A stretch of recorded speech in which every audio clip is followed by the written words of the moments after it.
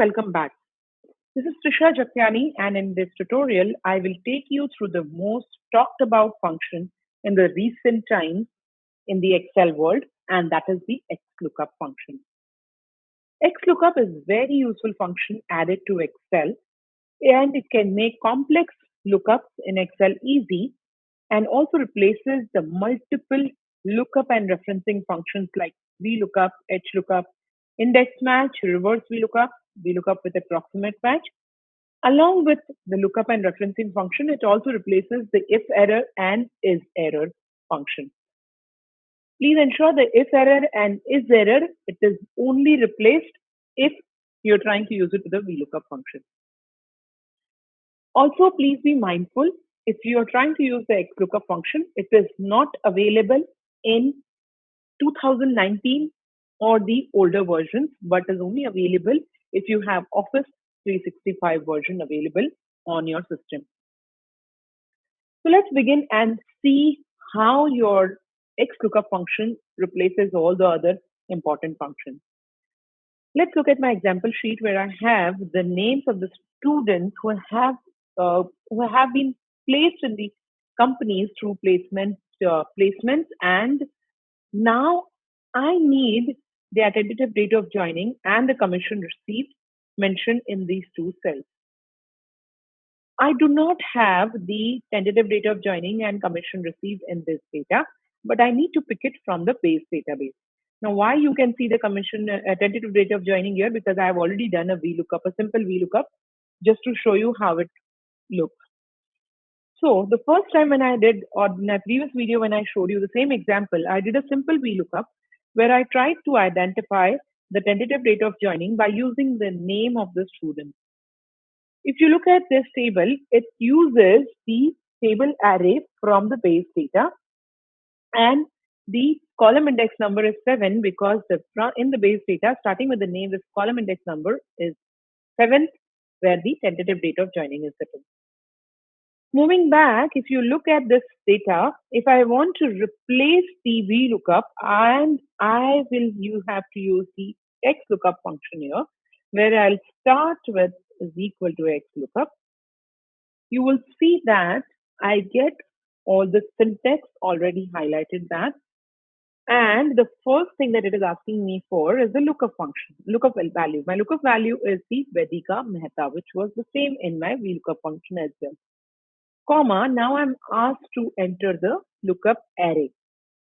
Now, lookup array is in the base data. However, just like the VLOOKUP function where we say the table array, we pick up the whole table. But here Excel says lookup array. So we are just going to give one column, which is our lookup array. Our lookup array is the first column, which is where the name is. So I pick up the whole name list and I go back in the formula bar, put a comma. Next is the return array. Now, what is a return array? A return array is the column from where I want the Excel to give me the result. In my case, my return array is tentative date of joining. So I'm going to select the whole list. I have done this. Now you can see, even if I don't give the rest of the information, that's okay because they are all optional.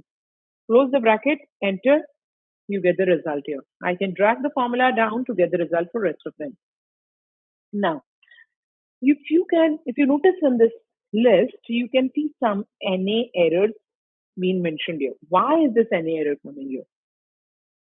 Which we already know that there is no data available in the base data, and that's the reason we are getting the NA error here. So how did we solve the problem when we were trying to use it with the VLOOKUP function? We solved it by using the if error function along with the VLOOKUP. In XLOOKUP, your if error is already inbuilt. Let's see how.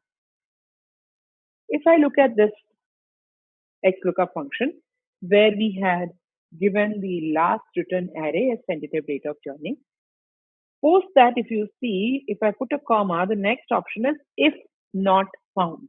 So it is saying that if this data is not found, what do you want the Excel to respond? Let's say I want the Excel to say 0, or let's say I want Excel to say data not available. Once I do that, close the bracket, enter. Now if I drag this formula down, all the NAs will turn to data not available. Now just be very, very careful when I say it is replacing if error. It is only replacing when it comes to using the XLOOKUP function. Also, it only replaces the NA error. When I say NA error, that means if the data is not found in the VLOOKUP result, only then this NA error can be replaced with whatever data that you're looking for. Now, this gives you the result for if error and a simple VLOOKUP. Now, I also mentioned that it replaces the HLOOKUP function. How does it replace an HLOOKUP function? Let's look at this. In our previous example, again, we had done an HLOOKUP where we had the database in the horizontal method. Here also, I have the same data where I'm going to use the XLOOKUP here instead of using the VLOOKUP.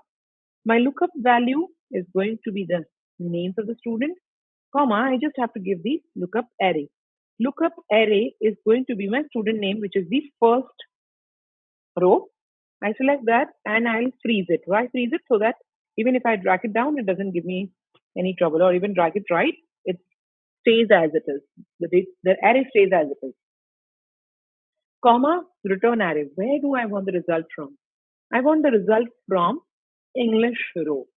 So I'm going to pick up the row English, the whole row, freeze it, and close the bracket, enter. Here I get the result 71. Is that correct? Let's see. Simon with English 71. Let's change the name from Simon to some other name. Doug. It comes to 40, which is correct. We can also drag the formula onto the right.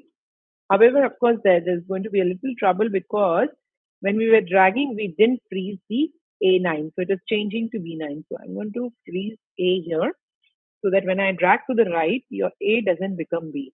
A is your name of the student. So when I drag it to the right, this is what I get. Why do I get the same? Because my my lookup array or my return array is going to be different this time. And I going to return array from the science row. Freeze it, enter, and here if you see Doug in science has scored 71. So this is how your XLOOKUP also replaces the HLOOKUP function. Moving a little ahead, and let's see how does it replace your index match function. Index and match. Why do we use this? Because we are telling Excel that look in the rows and in the column. So when I say in the rows and the column, that means I'm looking for this data as well as I'm looking for this data. So wherever it is found, I need that result to be thrown. Here, what I'm going to do is instead of using the index match, I'll use the XLOOKUP.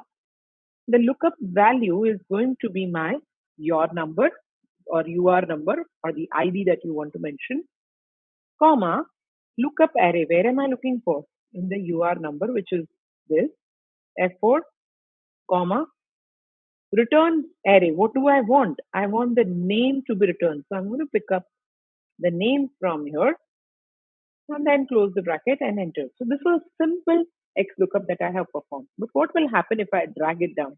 If I try to drag it down, it is going to be giving me an error for one reason, definitely, that I have not freezed the 10 years, C10, which I have this. So let's try and freeze the C10 and see if that works. So if I freeze C10, does it still work? Is it giving me the right answer? No, it is not, because I am looking for city. Here I'm looking for postal code, but it is still giving me the name, which is not correct.